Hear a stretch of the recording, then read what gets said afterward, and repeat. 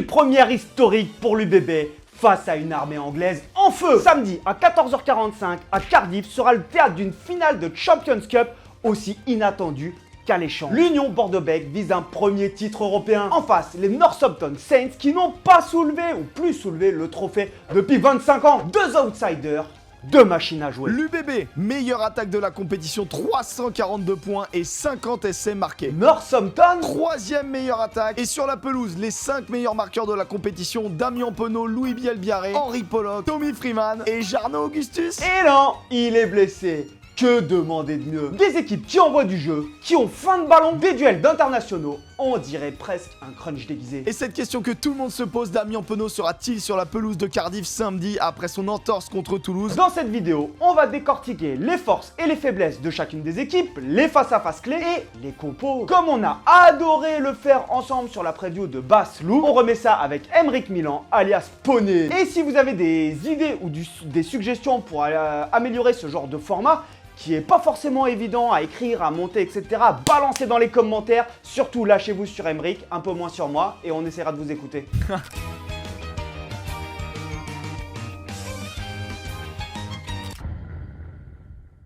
Le style de jeu de l'UBB, il a beaucoup évolué cette saison. Comme je l'ai souvent dit avec Toulouse, ce sont les deux seules équipes du top 14 qui sont capables d'alterner avec un jeu ultra structuré, très huilé et un jeu totalement déstructuré. Ou du moins un jeu qui donne l'impression d'être déstructuré. Ils sont notamment redoutables pour négocier ces fameuses situations en bout de ligne.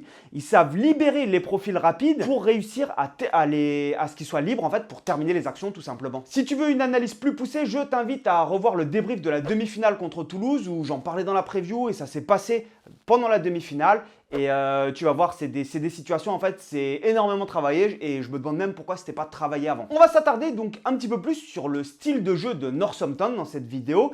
C'est une équipe qu'on connaît très mal en France, déjà parce qu'on regarde pas du tout le rugby anglais, sauf quand il y a le tournoi destination. Et en fait, cette équipe, elle est éclatée au sol, elle est dans les fins fonds du classement de la première chip. Et pourtant, ils sont allés claquer le Leinster chez eux. Rien que ça. Pour moi, cette équipe de Northampton, elle ressemble un petit peu à l'équipe d'Angleterre. Celle qu'on caricature souvent comme une machine à monter des chandelles, à mettre des gros jeux au pied, à fermer le jeu. Alors que franchement, c'est plus vrai depuis un moment. Et ouais, ça pique un peu de le dire, mais cette équipe anglaise, elle est agréable à voir jouer. Non, elle est pas agréable à regarder jouer, mais c'est vrai que ça joue mieux. Et pour le coup, Northampton est la plus belle équipe anglaise de la Champions Cup. Alors, soyons honnêtes. Mon analyse sur le style de jeu des Saints, elle repose sur quelques matchs seulement. Je me suis pas cogné toute la première chip anglaise pendant toute la saison pour savoir comment ils jouaient. Feignant.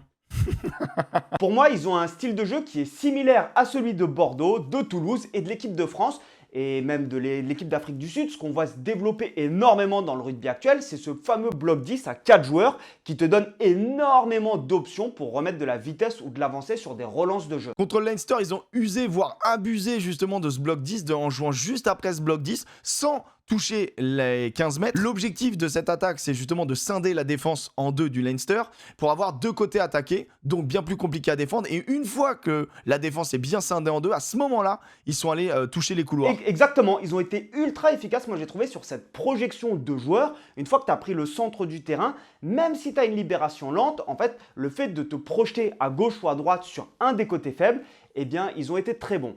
Et ça, notamment, c'est facile puisque une fois que tu as pris le centre du terrain, on le voit de plus en plus souvent, la défense est obligée de défendre les bords de ruck à gauche, à droite et le champ profond. Du coup, tu laisses des espaces dans les couloirs et maintenant on le voit beaucoup avec ces attaques transversales avec 3-4 joueurs qui sont à la queue leu et qui se projettent très vite d'un côté ou de l'autre. Pour aller toucher les couloirs, ils utilisent parfaitement le jeu en pivot pour déplacer le ballon. Mais alors ça, toutes les équipes le font plus ou moins quand tu es au centre, même comme après une contre-attaque où tu essayes d'aller toucher les couloirs et le fait d'avoir un bloc 10, 3 joueurs ou 2 joueurs même au centre du terrain qui vont jouer en pivot, ça permet d'arrêter la défense. Mais là où ils ont été très bons, c'est qu'ils arrivent à jouer extrêmement proche de la défense et surtout le ballon a eu cette capacité, ils ont eu cette capacité à le faire circuler très rapidement avec des passes qui sont quasiment volleyées, c'est des passes sur le pas, ça fait tac tac tac. Comme on dit à l'école de rugby, tu gardes pas le ballon. Et ils ont eu cette capacité à déplacer le ballon avec que des petites pop passes comme ça. Pouf, pouf, pouf. Ouais, techniquement, c'était impressionnant. Ils ont été très précis justement dans les transmissions. Et ça, on a l'impression que c'est facile en fait d'être précis sur les transmissions. Alors que pas du tout. Il faut quand même te dire qu'ils jouent très proche de la défense avec une contrainte physique. Du coup, tu as quand même des mecs de 110 kg qui sont en train de te charger pour venir te démonter. Et tu as une contrainte de temps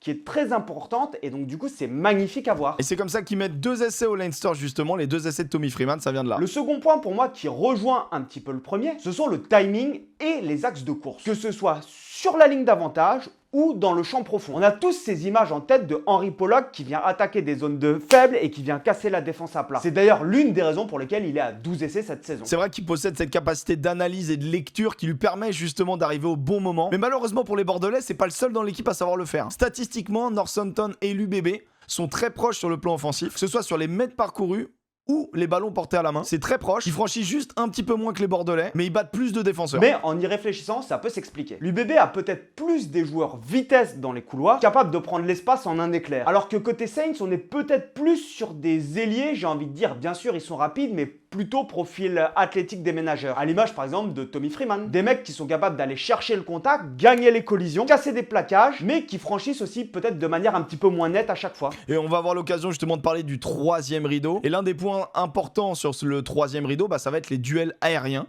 Et là, c'est une vision totalement subjective, mais j'ai l'impression qu'il y a un léger avantage au niveau des ailes pour Northampton, surtout quand on se souvient du duel aérien remporté par Tommy Freeman sur la tête de Louis Bielbiarré. Là, je viens de te tirer au fusil à pompe, t'as pas le droit de dire ça. On rappelle pas les mauvais souvenirs.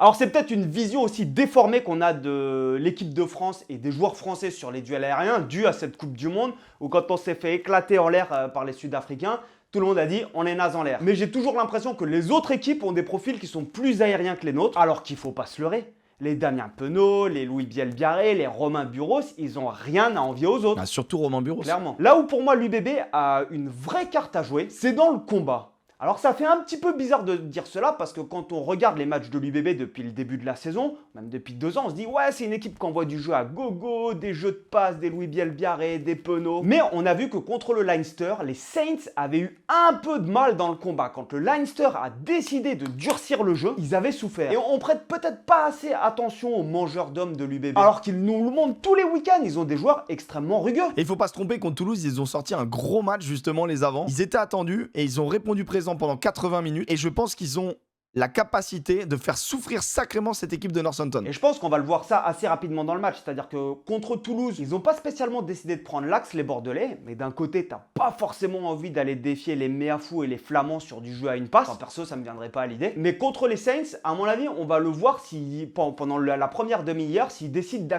d'insister un petit peu plus sur ce jeu axial. On l'a vu dans toutes les finales de Champions Cup, dans toutes les finales récentes, mais même dans les anciennes. En fait, il faut être outillé dans le combat pour gagner, mais comme dans n'importe quel match de rugby.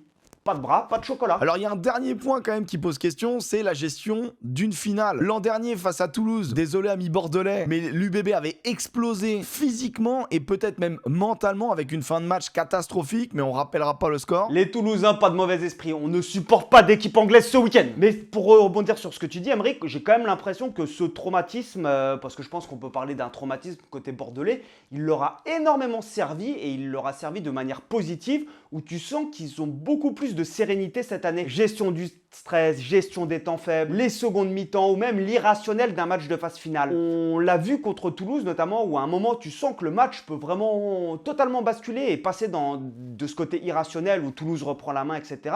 Et l'UBB a su faire le dos rond et a su en fait calmer toutes les ardeurs et rester dans le match pour maîtriser le tempo du match. Et ça, c'est ultra important. Alors, dans les matchs de phase finale, c'est une chose. En finale, on ne sait jamais comment ça peut se passer. Car les deux équipes ont un style ultra offensif avec un gros volume de jeu, ça joue vraiment de partout. Et puis, il y a une véritable liberté, tu sens que les joueurs sont capables d'attaquer de partout. Notamment, on l'a vu le week-end dernier avec Mathieu Jalibert qui fait sa spéciale en sortie de 22 mètres. Et ça va, Adam. Maintenant qu'on a planté le décor tactique et mental, on va rentrer dans le dur, les compositions et surtout les duels poste par poste. Mais avant, je te présente les cotes avec Unibet. Vous allez sûrement m'insulter parce que je vais vous lâcher un prono bien subjectif. Northampton va gagner et la cote à 3,15 vaut le coup. Non, je déconne. Quand on parie, c'est pour se faire plaisir, mais faut pas faire n'importe quoi non plus. Honnêtement, c'est peut-être très chauvin ce que je vais dire, mais je vois l'UBB rouler sur les Saints. Ouais, ils vont rouler sur Northampton. Alors ouais, il y a des très très bons joueurs du côté de Northampton, vous allez le voir, on va en parler, vous allez le découvrir, mais il y a aussi des gros soucis dont on va parler, et notamment la conquête en touche. La conquête en touche, ils ne sont pas éclatés au sol, mais ils sont à 75%. Donc ça veut dire que c'est une rampe de lancement qui est très très importante. Avec le déficit, avec leur gros porteur qui va manquer devant, moi j'ai peur qu'à partir de la 50e minute, ils se fassent mâcher, une conquête défaillante, ils vont plus voir de ballon et l'UBB peut littéralement les mâcher. Si l'UBB commence à prendre l'ascendant physiquement à partir de la 50e, ça va devenir très compliqué pour les Saints. Et du coup, je me rapproche moi de cette cote que je trouve intéressante avec l'UBB qui gagne, attention, avec plus de 13 points d'avance. Pour ça, tu as une cote qui est à 2,5. Et si tu veux tenter un petit pari un peu plus risqué, mais qui du coup augmente aussi énormément les cotes, et ben c'est tu paries sur la victoire de Lou, je t'en avais parlé, qui est à 4,55. Et donc les deux combinés, ça te fait une cote à 11,38. Tu as un bonus de bienvenue jusqu'à 100 € avec le code UPRUTB100 qui est dans la description et dans le commentaire épinglé. Ces 100 €, en fait, ils te sont crédités en bonus de jeu en free bet, qui sont non récupérables à partir du moment où ton premier pari est perdant. Donc c'est-à-dire que si tu t'inscris, tu déposes 30 € et tu paries par exemple 30 € sur la cote là à 11,38, deux options. Soit ma cote elle est éclatée au sol et tu perds, et dans ce cas tu te dis bon bah je récupère 30 € en free bet et j'aurai 30 € pour pouvoir parier sur autre chose, ou alors tu gagnes et là tu prends 300 balles. Un petit rappel, déjà parier c'est interdit aux mineurs, et ensuite parier ça doit rester un jeu pour t'amuser. Faut pas que tu paries de l'argent dont tu as besoin. Quand je parle de déposer 30 balles et de parier 30 balles, attention, si tu es à 30 balles prêt pour bouffer, tu vas pas parier. En fait, il faut raison garder. Mais par contre, si tu as envie de te faire plaisir et de soutenir la chaîne, tu peux cliquer sur le lien et dire je me fais plaisir sur cette finale de Champions Cup. Si je gagne, je récupère les 30 balles que j'ai mis. Et puis derrière, je vais pouvoir parier avec ce que j'ai gagné sur les phases finales de top 14, etc. En écoutant les pronos de Charles et de Unibet. Allez, on continue sur la preview.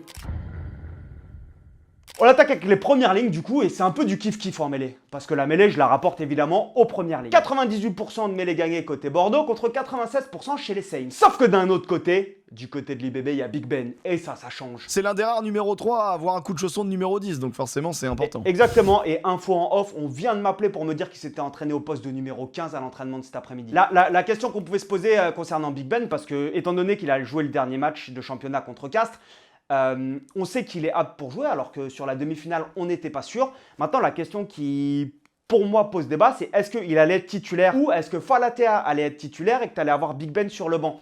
Parce que d'un point de vue impact player, c'est quand même quelque chose. Quand tu as Big Ben qui rentre à la 50e minute, c'est pas marrant en face. Surtout qu'on sait qu'en fin de match, c'est là où les pénalités et les mêlées peuvent compter. Donc moi, je pense que la solution impact player Big Ben, bah oui, c'est un impact player qui t'impacte. Pour moi, c'est un vrai choix parce que tu peux te dire aussi, ok, quand tu as pris Big Ben pendant 60 minutes dans la gueule, en face, les mecs, ils sont émoussés. En fait, il est capable de te plier des joueurs à lui tout seul pendant les 60 premières minutes, notamment sur les zones de combat proches ou proches des lignes. C'est un gros porteur. Il faut toujours trouver l'équilibre entre les phases statiques où tu vas essayer de gagner des duels et justement le jeu courant où tu dois fatiguer les mecs. Et là-dessus, bah... bonne chance, Bru. Évidemment, au talon, il y a le guerrier Lamotte qui est en pleine bourre. Et c'est marrant parce que c'est un joueur, il a souvent été appelé en équipe de France, mais on l'a jamais vu briller réellement en équipe de France parce que en fait, il était numéro 4 en équipe de France. Mais là, quand tu vois le match qui sort contre Toulouse, c'est pas marrant. Là aussi où on l'attend, c'est bien évidemment sur les lancers en touche. On sait que l'UBB en Champions Cup, c'est la meilleure touche, mais en top 14, c'est l'une des plus mauvaises. Donc là, il va falloir trouver un équilibre. Il va plutôt falloir, pour l'UBB, avoir une touche type Champions Cup. À gauche, on a évidemment l'inoxydable Poirot. Au talon, Lamotte, et à droite, Falatea, ce qui veut dire qu'on a Big Ben sur le banc. La seconde ligne, j'associe ça pour rebondir et continuer évidemment au pourcentage de réussite en touche. On sait que c'est pas les seuls responsables. Et depuis le début de la saison, l'UBB est vachement plus efficace que les Saints. Ils sont à 91% en Champions Cup avec 79 touches gagnées contre 78% pour les Saints. Et c'est très intéressant pour moi, tu vas me dire ce que tu en penses, Emric, parce que les touches sont des rampes de lancement dans le rugby moderne, on le sait, qui amènent souvent des essais, pas sur les premiers temps de jeu, mais sur les deuxième ou troisième temps de jeu, où tu viens attaquer les zones de circulation. Et donc, quand tu as un faible pourcentage de réussite en touche, comment est-ce que tu peux expliquer qu'une équipe qui n'est pas spécialement bonne en touche arrive à se hisser en finale? Surtout quand tu as joué une équipe comme le Leinster juste avant, qui elle est ultra efficace. Bah clairement, avantage du bébé en touche. Après, Northampton, ils sont aussi très bons dans les ballons de récupération. Donc pour le coup, parce que toi, tu me poses une question qui est assez ouverte. Genre comment ça se fait qu'ils arrivent à s'en sortir? Bah la vérité, c'est que c'est qu'il n'y a pas que la touche, et c'est qu'ils ont été ultra efficaces en fait. Je mets aussi les secondes lignes là qu'on va voir dans le combat notamment parce que le combat je pense que ça va être un des secteurs clés contre les Saints. Franchement l'UBB je les mets favoris dans le combat. Bah surtout qu'on a une inconnue, à savoir le numéro 5 Coles qui est vraiment très bon. Il est peut-être blessé. Tout comme le numéro 4 le Fidjien Mayana Vanua qui est apparemment aussi blessé. Donc si t'enlèves ton 4 et ton 5 titulaire, ah bah là j'appuie totalement ce que tu dis mon Charles. Bah ouais mais tu m'étonnes parce que du côté du bébé t'as Coleman et Petit. Non tu vas avoir Coleman Caso je pense. Bah t'as Coleman, Caso, Coleman, Petit, Caso, Gray qui peut jouer, Beauchaton qui peut être dans la cage.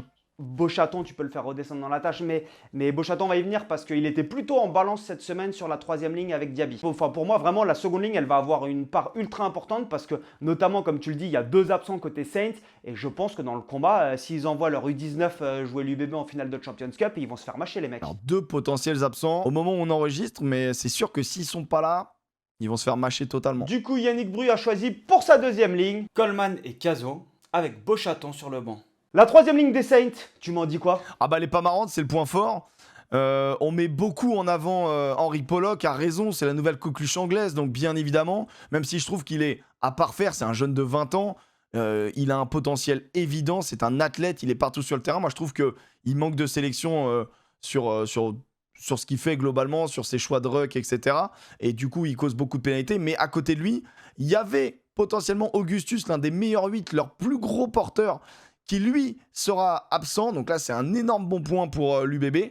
Et de l'autre côté, Kemeny, dont on parle peu, l'Australien, qui est loin de la hype Pollock, mais pourtant qui a un boulot monumental. Donc oui, la troisième ligne de Northampton, elle fait pas rigoler. Ah, c'est vrai que Pollock, pour le coup, il est très fort. C'est un joueur qui chambre, il provoque, il aime en fait réussir à faire disjoncter ses adversaires. Et ça fait partie du rugby de manière générale. Maintenant, je suis pas sûr que ça marche contre Bordeaux, tu vois. J'ai l'impression qu'ils ont franchi un cap là-dessus. Et j'ai pas l'impression que si tu vas gratter l'oreille de n'importe qui dans l'équipe de Bordeaux, ils disjonctent. J'ai l'impression qu'ils arrivent à garder ce calme. Maintenant, on est en phase finale, on est là pour faire un taf. On va le voir, hein, parce que je pense que ça peut être un des facteurs X de Northampton. Est-ce que Pollock va être capable de faire sortir des joueurs de l'UBB de leur match? Parce que si tu prends un jaune parce qu'il vient de faire chier, franchement, pas une bonne idée. Surtout que tu es au courant que ça va être ça pendant tout le match. Tu le sais. Même si je l'ai trouvé bien plus calme contre le Leinster parce qu'il avait tellement de boulot que finalement il a joué au rugby et il a été délicieux en jouant au rugby au final. Et du coup, leur numéro 8, le Sud-Africain Augustus, il est blessé. Et ça va faire mal aux Saints. Ils perdent en puissance parce que tu perds ta deuxième ligne et ton troisième ligne qui est, si je me trompe pas, le plus gros porteur de l'équipe, non? Exactement. C'est lui le plus gros porteur. Donc il sera sans doute remplacé par Henry Pollock qui est capable de jouer 8. Et ils vont... Je sais que contre les Saracens, ils avaient décalé Coles, du coup, le numéro 5 au poste de flanqueur. Mais bah là, apparemment, il a un problème au genou. Donc tu vois, mine de rien, ça fait un peu les dominos du côté de Northampton. Ça, à mon avis, ça a piqué pour le con. Vous l'avez vu dans les pronos Unibet, hein, c'est ce que je disais, c'est qu'à mon avis, les Saints, ils vont se faire éclater au moins à plus 15 ou plus 20. Mais maintenant, côté UBB, si tu avais le choix, qui est-ce que tu mets sur ta troisième ligne? Parce que tu as du lourd quand même, tu as du très très lourd. Tu as Gazotti, Pitsamou, Tevita Tatafou, Beauchaton, Diaby, Mathieu. Qui est-ce que tu mets? Bah, Tatafou revient très bien, gros porteur justement pour les épuiser. Maintenant, Pitsamou a été monumental. Sur ses dernières sorties, notamment en demi contre Toulouse. Donc moi, je récompense Pitsamou. Après, derrière, Petit, il avait été incroyable en 6. Donc je le laisse en 6 parce que j'ai l'impression qu'il apporte justement cette puissance, plus la touche. Donc c'est vraiment important. C'est comme si tu avais 3 deuxièmes lignes sur le terrain. Donc c'est vraiment très utile. Et après, il y a le débat Diaby-Beauchaton. Moi, j'ai une préférence Beauchaton qui a une meilleure maniabilité, peut-être un peu moins rugueux dans le combat. Mais c'est vrai qu'on a vu Diaby aussi être très à la limite dans des déblayages offensifs et en finale ça peut être sanctionné. Hein. Ouais, mais après ça, est-ce que c'est pas le rugby moderne? C'est-à-dire que le rugby moderne, t'es toujours à la limite sur toutes les actions que tu fais. Mais c'est vrai qu'il a mis un excès d'engagement Diaby sur la demi-finale. Mais c'était magnifique à voir. T'as l'impression d'un manque de contrôle, mais après c'est délicieux. Hein. Bru va partir avec Diaby, Samou et Petit. Gazotti et Taillefer sur le banc. À la charnière, on va avoir le droit, par contre, là, à un duel d'internationaux.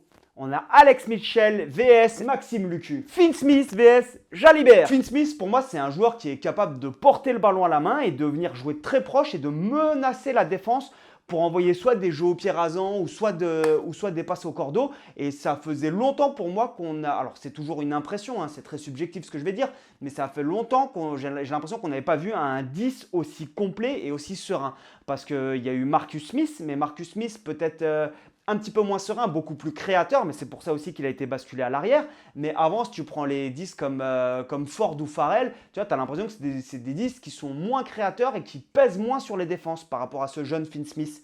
Il a 22 ans, si je ne me trompe pas, c'est ça? Ouais, il est très jeune et ce que tu dis, c'est très juste. Il a vraiment 2 atouts. La défense, c'est un excellent défenseur. Et il a, si tu veux, pour le comparer à Marcus Smith, c'est très bien joué au rugby. Finn Smith fait très bien jouer autour de lui. Justement, lui, son arme secrète, autant Jalibert, on la connaît, c'est les petits par-dessus.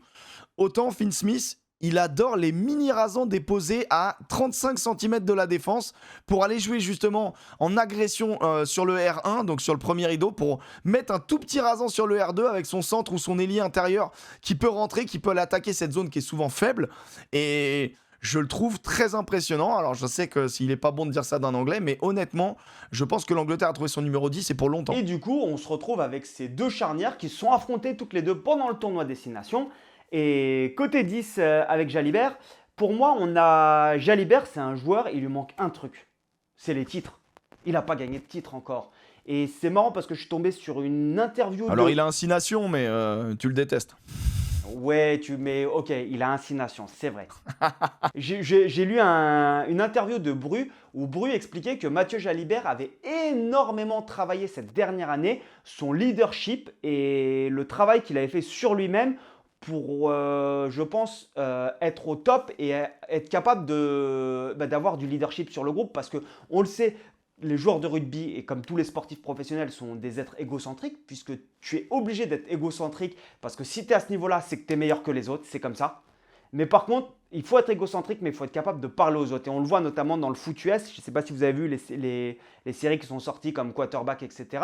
Et en fait, les joueurs à responsabilité doivent peser et avoir un leadership sur tous les autres. Et ça, c'est peut-être quelque chose qui lui faisait défaut. Et moi, j'ai cette impression, mais c'est peut-être totalement subjectif et hors vérité, mais qu'il a vachement progressé même dans sa manière de s'exprimer. Quand il s'exprime devant les caméras, quand il parle, j'ai l'impression qu'il y a eu une bascule par rapport à la finale de l'année dernière, mais clairement sur la façon dont il s'exprime, dont il parle, etc.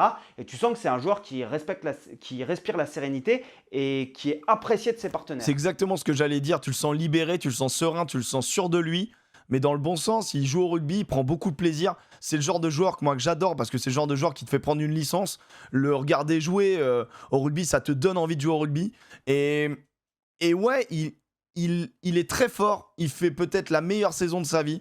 C'est le meilleur 10 du top 14 de cette saison. Il le sait, je pense, et il est décomplexé. Et un Mathieu Jalibert décomplexé avec un Maxime Lucu au top qui a aussi pris de la confiance. Ce 6 nations lui a fait beaucoup de bien. Et du coup, moi, je suis hyper content de voir ça. On a une charnière internationale qui est au top de sa forme. Et je crois que l'UBB n'avait pas eu ça depuis très longtemps. En tout cas, ils n'ont pas eu ça en finale de top 14. Là, ils l'ont. Et bah, ça doit se voir en finale. Et ça doit aller chercher un titre, justement. Et ce titre individuel, on va dire, enfin individuel. Ce titre de club qui manque à Jalibert, clairement. Et ce qui est assez marrant, c'est que quand ils parlent de gagner des titres, tu le vois, tous les partenaires, ils parlent de leur président et de leur club. Ils ne parlent pas de eux forcément. Ils sont là pour le club. Et là où par contre ça va couiner un petit peu pour toi, c'est qu'on va aborder le sujet du 9 des Saints, qui est Alex Mitchell, le 9 de l'Angleterre, et que moi je trouve est un excellent 9. Il a une sale gueule, mais il a une sale gueule d'anglais. Désolé pour tous les Anglais qui regardent, mais il a vraiment la tête... Ben non, mais il a une vraie tête d'anglais que je déteste. Pourtant ma témoin de mariage, ou la témoin de ma femme plutôt, elle est anglaise, mais non. Là, il a vraiment la tête d'anglais. Il est capable de venir menacer pour moi les Bordeaux. C'est peut-être aussi pour ça que je le déteste, parce qu'ils nous ont battus cet hiver. Mais pour moi, c'est un joueur qui, oui, est plutôt bon au pied, mais surtout, c'est un joueur qui prend des initiatives. C'est-à-dire qu'après, c'est ce qu'on disait, c'est des deux équipes qui ont tendance à envoyer du jeu. Et quand il y a des pénalités à jouer à la main, en fait, il n'hésite pas à prendre le ballon, à jouer et à avancer. Et ça, pour moi, c'est un danger permanent. Ce joueur est très dangereux, je trouve. Et je crois que tu as une vision qui est totalement différente. Bah moi, je trouve qu'il est très mid. Je trouve que c'est un bon joueur, bien évidemment, on parle du niveau international. Mais je le trouve... son gros point fort, c'est sa qualité de ses jeux au pied. box kick, pression, occupation, bien évidemment, je trouve qu'il est très bon là-dessus. Maintenant, moi, je suis pas d'accord avec toi quand tu dis qu'il menace les border ruck. Je le trouve pas très menaçant sur les border ruck. Je trouve pas qu'il fasse spécialement bien jouer son équipe. Il est plutôt mauvais défenseur. Il est à 60 et quelques % de réussite au plaquage sur la saison. Max Lucu, bon, bah, est-ce qu'il faut rappeler ces matchs où il fait des 17 sur 17 au plaquage? Je sais pas si on se rend compte, mais bon, voilà, c'est monstrueux. Donc, je le trouve bien inférieur à Maxime Lucu pour le coup. Et ouais, moi je suis assez en désaccord. Je le trouve pas impressionnant et pas dangereux, contrairement à Finn Smith pour le Eh coup. ben, je prie pour que tu aies raison. Vraiment, je prie pour que tu aies raison. Mais pour moi, dans cette équipe des Saints où il manque justement du monde devant, je pense que c'est l'un des joueurs qui peut nous causer des problèmes. Et je me mets bordelais pour le coup parce que je supporte les équipes françaises, pas parce que je supporte Bordeaux. Non, mais je comprends. Après, il a le droit de sortir un très grand match aussi. C'est une finale, c'est un très bon joueur. Donc voilà, c'est possible. Mais je crois plus au gros match de Maxime Lucu qu'au gros match d'Alex Mitchell. Et bah, je le souhaite de tout mon cœur. Yannick Bru, en tout cas, il n'y a pas de question. Et derrière, sur le banc, on a évidemment Retière et Carberry côté UBB. Retière qui pourrait gagner 3 Champions Cup avec 3 clubs différents. Ça, c'est quand même assez monstrueux. C'est assez énorme, ouais. Au centre, on a le choix. Alors, Moefana, ça, c'était plié d'avance. On savait qu'il était là parce que Yoram, il est sur une saison, il est vraiment au-dessus. Et la question, c'était en 12 ou en 13. On a deux porteurs qui est revenu pour jouer Toulouse. Il est revenu de blessure, il a été titulaire. Mais Van Resburg, le centre sud-africain, était blessé. Van Resburg, qui est un espèce de frigo sur pattes et qui est vraiment, vraiment pas marrant. Et du coup, la question qu'on pouvait se poser tous, c'est est-ce qu'il allait mettre une ligne de 3/4 100% internationaux français ou est-ce qu'il allait foutre un Sud-Africain dedans? Bah là, franchement, on verra ce qu'il décide. Mais moi, Van Resburg, j'adore. Je trouve que c'est l'une des meilleures recrues de ce top 14 cette saison. Une prise du terrain, du centre du terrain, vraiment très, très forte, très marquée. Il impacte, il fatigue les défenses. Je sais qu'au centre, au niveau de Northampton, il y a sans doute quelque chose à jouer. Et un Van Resburg, dès le départ ou en impact player en sortie de banc, quoi qu'il arrive, c'est pas rigolo. On a vu les dernières sorties de Porter, mi-figue, mi-raisin, on va dire. Donc peut-être avantage Van Resburg pour démarrer. Yoram Moefana, comme tu l'as dit, il est sur la saison de sa vie. Donc je pense qu'il n'y a pas de mauvais choix, honnêtement, que tu aies Van Resburg sur le banc ou au démarrage. Mais c'est peut-être en fonction de la constitution de ton banc. Est-ce que tu vas décider de mettre 3 quarts sur le banc avec Retière, Van Resburg et Carberry, ou tu vas décider d'en mettre que 2 et à ce moment-là, tu mets Van Resburg tout de suite et tu mets pas de Porter. Et ben moi, j'ai cette impression, c'est que Yannick Bru s'est aussi inspiré cette saison pour gérer ses hommes du management à la toulousaine, où l'année dernière, Toulouse, quand ils font le doublé, et ben, tu as des joueurs qui jouent la Champions Cup et d'autres qui jouent le top 14, qui leur permet de garder de la fraîcheur. Et j'ai l'impression qu'il a tellement fait tourner aussi, c'est qu'il a eu la possibilité de tellement faire tourner en étant compétitif cette année, que je ne vois pas pourquoi, pour jouer une finale de Champions Cup, il basculerait avec 3 quarts, sachant que les Saints devant sont, on va dire, un petit peu à poil, en tout cas, ou avec des joueurs sur une patte et ils ont quand même 3 absents. Est-ce que tu ne vas pas en profiter justement pour les mâcher devant? Et dans ce cas, tu prends tes 6 avant, et j'ai même envie de dire, plus loin, tu peux prendre tes 7 avant et tu vas les éclater devant. Avec Matthew qui peut faire ailier 3ème ligne. Ah bah écoute, pourquoi pas le 7-1 en finale, il paraît qu'il y en a qui ont essayé. Au centre, on garde deux Porter et Moefana, avec Van Resburg sur le banc. On passe au troisième rideau. Et on se demandait tous si Damien Penaud allait être disponible. Évidemment que s'il est disponible, il est sur la feuille de match. Mais par contre, il y a un duel qui va, moi, beaucoup m'intéresser parce que Buros, on sait qu'il va être à l'arrière. Il est sur une saison aussi, il marche sur l'eau. Mais c'est plus côté anglais où il y a ce facteur X, Tommy Freeman, qui a roulé sur la gueule de Louis Bielbiarré quand on était à Twickenham. Qu'est-ce que t'en penses? Ouais, il est extrêmement confiant, ça fait partie de cette jeune génération anglaise qui redonne un peu de sourire aux Anglais. C'est pareil, hein, il est très véloce, il peut jouer 13, il peut jouer 14. Et il est très bon, et il a une complémentarité avec Finn Smith qui est parfaite. Et derrière, on verra si Ram est disponible. Je pense que normalement, il est sorti blessé, mais ça devrait aller. Puisque Furbank n'est pas là. Et du coup, franchement, Freeman, attention, c'est gros danger. C'est utilisé aussi comme point de fixation. Ou pour conclure, il sait tout faire. On est sur un ailier un peu à l'ancienne, tu vois, c'est gros frigo, mais avec énormément de vitesse, beaucoup de technique. Ouais, non, c'est un élément très dangereux, très très très dangereux de cette équipe. Et donc Yannick Bru a décidé évidemment de mettre Romain Buros à l'arrière, Louis Bielbiarainal, Damien Penaud sur l'autre aile. Écoute, si cette vidéo elle t'a plu et que tu as envie de soutenir la chaîne, n'hésite pas à cliquer sur le lien pour aller te mettre un petit billet. Évidemment, parie pas de l'argent que t'as pas, le but c'est de s'amuser. Mais par contre, parie que sur des grosses cotes, même si tu mets 1 euro, tu mets que des grosses cotes de bâtard. Et moi je pense que la victoire de l'UBB avec plus 20 points, elle est jouable parce que je pense qu'on va leur rouler dessus. Dis-nous dans les commentaires aussi si tu as bien aimé ce petit format qu'on fait avec Emeric parce que nous il y a du taf en fait derrière. Si on veut le faire bien, et on est obligé de bosser, etc. Et donc si ça vous plaît pas et que vous dites non Charles t'es naze, laisse Emeric sur ta chaîne et toi va planter des carottes, et je le ferai. Mais si ça vous plaît, n'hésitez pas à le dire. Emeric qui est sur le petit bureau tous les lundis, évidemment, je le dis à chaque fois, ou si j'oublie, c'est pas grave. C'est sur sa chaîne YouTube. Et je te laisse conclure sur le mot de la fin. Allez, topette l'ami.